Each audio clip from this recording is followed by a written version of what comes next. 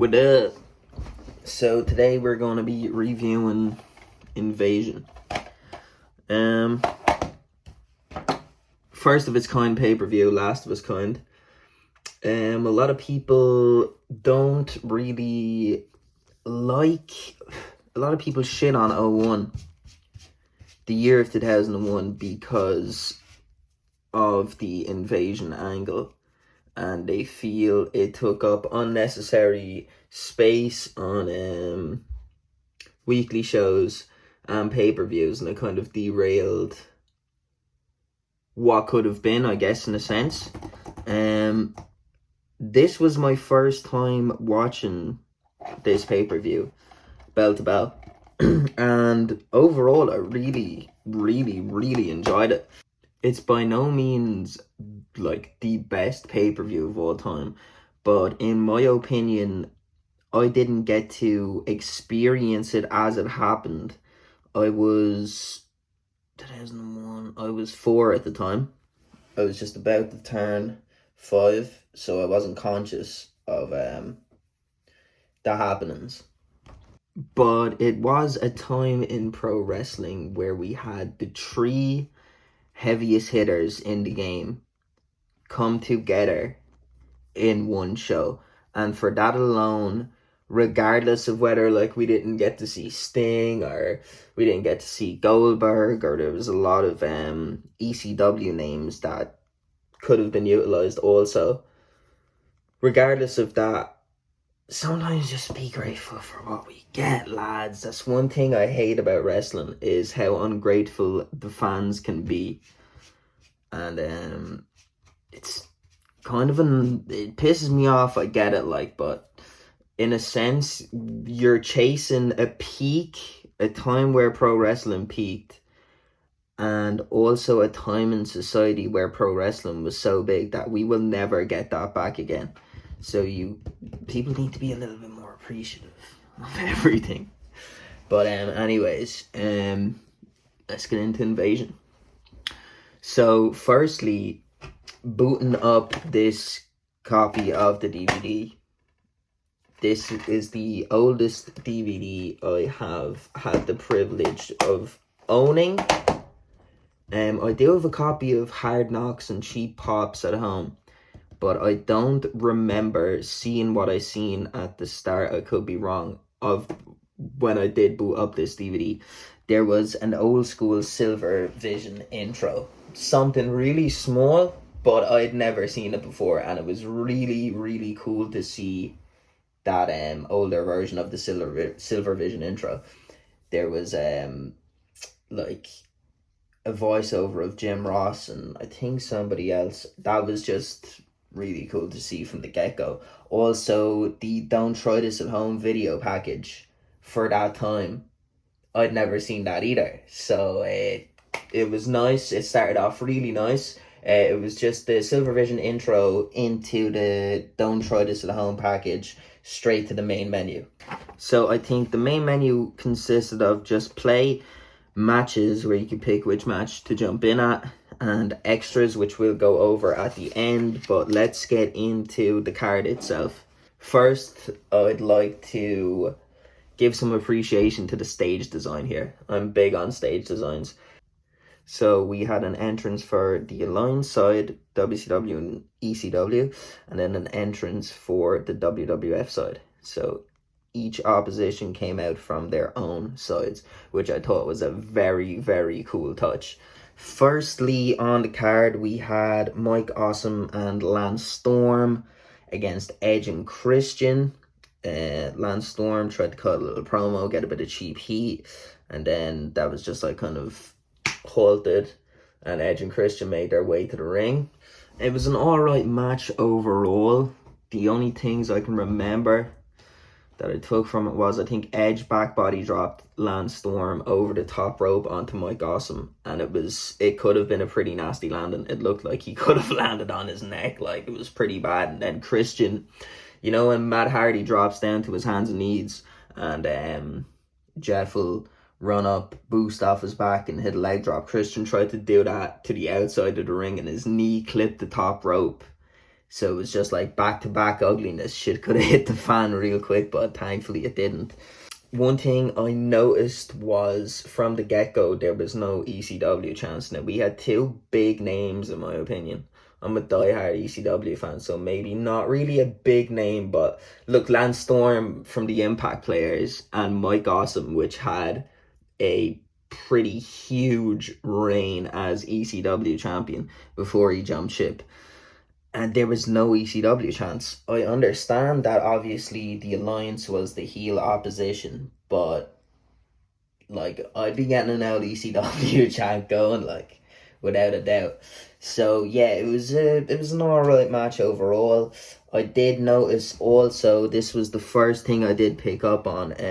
Mike Awesome, when he was getting his offense off, he did go for an awesome splash and an awesome bomb, and neither Michael Cole or JR mentioned it, like, which was kind of strange, because when you're commentating, you are looking to make both sides, heel and face, look good, and it was just kind of weird to not hear them like express how big of a move had just happened. It was just like Mike Awesome hit an awesome splash successfully, and Jim Ross was just like, awesome with the splash, or you know, he went for a awesome bomb then on either Edge or Christian, and that wasn't like said. It didn't come across the way I feel it should have. Also, Lance Storm hit a super kick, and Michael Cole was just like, Lance Storm with the kick. Like, maybe I'm overthinking it, or maybe it's just the inner ECW fan in me that didn't like to see that happen, but it's kind of like, imagine Roman Reigns running in and Superman punching Cody Rhodes, and Pat McAfee just goes, Roman Reigns with the right hand. Like, it just didn't come across the way it should have. So yeah, the match ended with Mike Awesome going for an awesome bomb on Edge, and Christian hit Mike Awesome with a spear, and Edge landed on Awesome to secure the pin for the win. So the next match was, I'm not going to say corny, it was cool that it was there. We had Nick Patrick versus Earl Hebner, and from what I took from the video package was that Nick Patrick had been doing some booky little reffing around, so Earl Hebner wasn't going to stand for that, so Earl Hebner came in to fly the flag for the boys. Mick Foley came out as special guest referee. Always good to see Mick Foley. Nick Patrick came out with his team. The WCW boys holding it down, flying the flag. It was just funny to watch, really. And then Earl came out with the boys, you know. But yes, in terms of the match, nothing crazy, like, you know what I mean? We're talking about two refs here. But yeah, it ended with Earl Hebner securing the win by a picturesque, perfectly executed spear. I think JR said it was bowling shoe ugly. Man, I miss JR's like just one-liners. They were insane. But yeah, that was that match basically. So it was 2-0 to WWF. Okay, next we had Tag Champs versus Tag Champs. We had the APA versus Sean O'Haire and Chuck Palumbo. Again here, nothing really to take away from the match for myself. Nothing that stood out. It was just kind of like, I don't want to say a filler. Like, we're talking about the WCW champions versus the WWF champions. It had significance, of course, in some sense, but nothing that stood out to me. Bradshaw hit Chuck Palumbo with a clothesline from hell, which put WWF on the scorecard for 3-0. Next was Billy Kidman and X-Pac, and I had very high expectations for this match. And I wasn't disappointed. It was a pretty fun match. The crowd started to sway a little bit more towards the Alliance side, cheering for Billy Kidman, of course. Billy Kidman's super underrated. So is X-Pac in a sense, but Billy's very underrated. It was fast-paced, pretty enjoyable. Lots of cool sequences. Kidman secured the win by shooting star press. which got the Alliance their first point of the night. So scorecard was 3-1 then. Next we had Raven and Commissioner William Regal. Both of them showcased equally how technically sound both men really were. Because Raven was overlooked an awful lot, of course, for the hardcore style. It wasn't like a perfect showcase of their technical prowess or anything, but it was there, absolutely 100%. Taz then hit the ring and Taz plexed Regal, and Jim Ross just goes Taz with the suplex. A Tazplex, come on, like I really didn't understand it at that stage. I was like, okay, he's not even calling the Tazplex a Tazplex, he's just like calling it a suplex, like it's the dude's finisher. What's that about, like, you know? Raven then hit Regal with the Raven effect to get the Alliance their second point of the night. Okay, next we had Big Show, the one Billy Gunn, and Albert versus Kanyon, Hugh Morris, and Sean Stasiak. Boring match in my opinion. Very brief. Like, it was just kind of like a blink of an eye and it was over. Like, nothing. It's not a alright match. It's not even an alright match. It was just over in a blink of an eye. It was okay. Like, it was just there. It was just there. Next we had Tajiri and Taz. Another match I had pretty high hopes for. As an ECW fan and for the first time watching this from start to finish, I was kind of like, are these guys going to get to actually go out and put on absolute bangers, or what's going on? It was no Heatwave 99, but it was still a good match nonetheless. When Tajiri hit the ring and his entrance music stopped, we actually got a faint ECW chant. A pretty faint ECW chant, so I was pretty happy about that. And Tajiri hit Taz with the green mist and then a buzzsaw kick and took the W there. I was actually just rudely interrupted by a scam call from India stating that I was wanted for money laundering. So, yeah, apologies about that. Next we had Jeff and RVD. Match of the night, easily. We had a little segment backstage where Matt was kind of hyping up Jeff. RVD comes from around the corner and just wham! He absolutely welts a steel chair off the back of Matt Hardy. So tensions were running high. Overall, amazing match. We had a good sequence to start off, very Jerry Lynn and RVD-esque. There was a spot where Jeff went to run up on a barricade and do his signature clothesline thing, or just like jump onto his opponent off the barricade, and RVD intercepted it, which was cool. I've never seen that before. They did mess it up, but the thought was there. We have to appreciate this. We have to appreciate these things. It was something I'd never seen before, and it was pretty cool. They went into the crowd then. I think RVD hit Jeff with a moonsault off of one of the bleacher things in the crowd. Jeff then pulled out a 20-foot ladder, scaled that. RVD pushed them off it, where I found a bit of a gem. I'd never seen this match in its entirety before. I realised that the audio clip from what would be the future Don't Try This at Home video packages of JR saying, how do you learn to fall off a 20-foot ladder? How's he even able to stand? That's what I want to know. So it was cool to see where those audio clips came from and were implemented into what would be the Don't Try This at Home video package for a few years afterwards, I'm pretty sure. Van Damme then eventually propped himself up when they were fighting on stage and hit Jeff with a Van Daminator and knocked Jeff into the hole in the middle of the stage. That was pretty cool.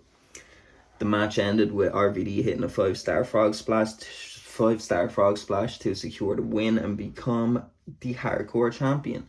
So yeah, easily match of the night. Next we had the first ever brand panties match with Stacy Keibler and Tori Wilson versus Leah and Trish Stratus.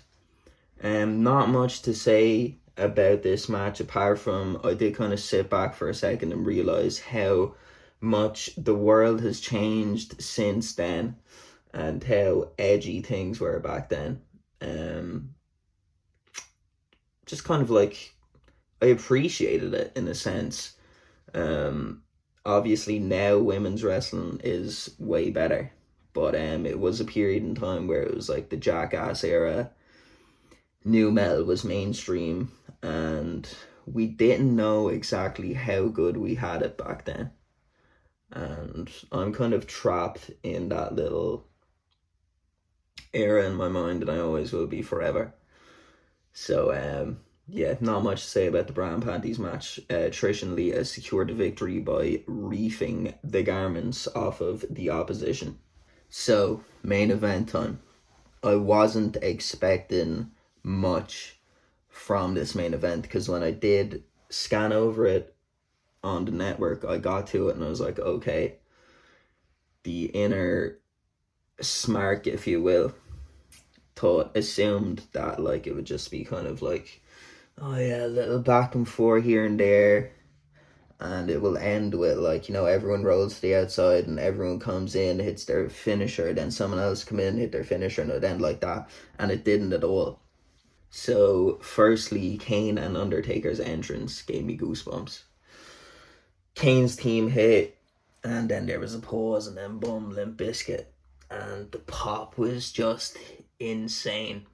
I really, really, really appreciated that lots. One thing that also stood out to me was they had the team not come out and make their entrances in a traditional way. So it was like one member of a team or two members of a team would come out, then like the WWF side would come out, then someone for the Alliance would come out, which added so much suspense to the point where I thought it was just DDP and Stone Cold left to make their entrance, and Kurt Angle's music hit. He got a huge pop, and I genuinely actually got emotional. And I guess just appreciating the amount of star power showcased in, let alone the card itself, in this one match. Like, it was just absolutely insane. So DDP made his entrance. Undertaker clocks him at the end of the ramp. Everyone starts fighting at the end of the ramp. Boom, glass shatters. Stone Cold comes out to the Disturbed team. Soup bowls everywhere. It did calm down in the beginning, obviously. Everyone went to their respective corners, and we had like the traditional tag match. But then eventually, I think Devon got chokeslammed through announcer's table by Kane, and then Bubba Ray and Rhino double suplexed Kane through the Spanish announcer's table. And then next thing, there's a table set up in the corner of the barricade. Chris Jericho comes off the apron and clotheslines Rhino, I think, through a table. It was just absolute chaos. Like, Shane comes in, he nails Vince with the title. And then, this was my first time watching this. Stone Cold heel turns. Stone Cold, wham, hits a stunner on Angle, pulls Booker T onto Kurt Angle to secure the win for the Alliance, which I was genuinely shocked about. It almost gave me a feel of like I was watching it live, which obviously I wasn't watching it live, but if you understand what I'm trying to get across in that sense, you understand. Like, so yeah, cracked a few Steve Weisers with Paulie, Stephanie, and Shane, and that was a wrap. So in conclusion, I guess, would I recommend that you watch this pay-per-view in any sense? Absolutely, 100%. Like I said in the beginning, it was the first of its kind and the last of its kind, unless somewhere down the line WWE do something with TNA along the lines of that. But it's a staple to physically have in any collection, in my opinion. Mainly just for the RVD and Jeff Hardy match. Also, physically owning that match where the audio was clipped for the Don't Try This at Home video package was a huge thing for me. And the inaugural brawl was insane. Is it a perfect card top to bottom? Absolutely not, but first ever Bra and Panties match. If you're into that, you also own that physically. In terms of extras, there's a video package of RVD backstage, either pre or post Invasion in the empty arena, which is pretty cool. I think it was just to introduce new fans of that weren't aware of who Rob Van Dam was to Rob Van Dam. That was pretty cool. The rest was just kind of like super brief interviews that didn't have any significance to me anyway. And also there's like these, I think it's pre or post battle, where a couple, it's just 3 seconds of a couple wrestlers walking to the backstage, and that's it. So in conclusion, what would I rate Invasion out of 10? Personally, for me, overall I found enjoyment in everything. But I do tend to try find enjoyment and try to appreciate everything in pro wrestling in general. So out of 10, I would give Invasion I'd give it a solid 7. So that's all from me today. Big unboxing video still coming soon. I actually got the tracking number for that. I also ordered something else. It's becoming it's getting a bit out of hand. But once again, thank you for your time. Thank you for listening to me.